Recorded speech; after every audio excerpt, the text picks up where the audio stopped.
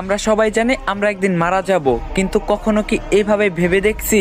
আসুন একটু ছোট্ট করে কল্পনা করা যাক। ধরুন আপনি মারা গেছেন, আপনাকে কাপড় দিয়ে ঢেকে রাখা হবে, আপনাকে সবাই দেখতে আসবে, সবাই কান্নাও করবে। আর কয়জন মানুষ খুবই তাড়াতাড়ি করে কবর খুঁড়তে শুরু করবে আপনাকে কবরে রেখে আসার জন্য। আর কেউ বাজারে যাবে আপনার জন্য সাদা কাপড় কিনে আনতে। আর অন্যদিকে কেউ পানি গরম করতে ব্যস্ত আপনাকে শেষ গোসল করানোর জন্য।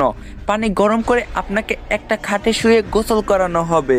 তারপর আপনাকে একটা সাদা কাপড় পরানো হবে, সাথে একটু সুগন্ধিও লাগিয়ে দিবে। আর ওইদিকে কবরও তৈরি হয়ে গেছে। এবার আপনাকে নিয়ে যাওয়া হবে জানাজার নামাজের জন্য। নামাজ শেষে এবার কয়েকজন মানুষ আপনার খাটটা কাঁধে তুলে নিয়ে যাবে আপনার আসল গন্তব্যের দিকে। কবরে নিয়ে গিয়ে দুইজন মানুষ আপনার কবরে নেমে আপনাকে খুবই আস্তে করে কবরে শুইয়ে দিবে। সাদা কাফনে মোড়ানো আপনার লাশের বাঁধন খুলে দিবে আর আপনার মুখটা বের করে দিবে। তারপর তারা উঠে আসবে আপনাকে একা রেখে। তারপর আপনার কবরের উপর বাঁশ বিছানো হবে ঢেকে দেওয়ার জন্য। এবার সবাই আপনার কবরে মাটি দিচ্ছে আর চলে যাচ্ছে।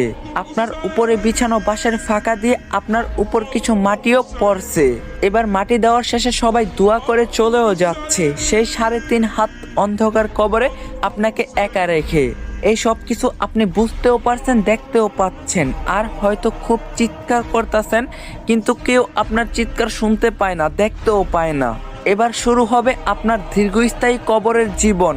কিছুদিন পর ধীরে ধীরেই সবাই আপনাকে ভুলে যাবে, আপনজন বাড়ির লোক সবাই সুন্দর আনন্দে জীবন কাটাবে।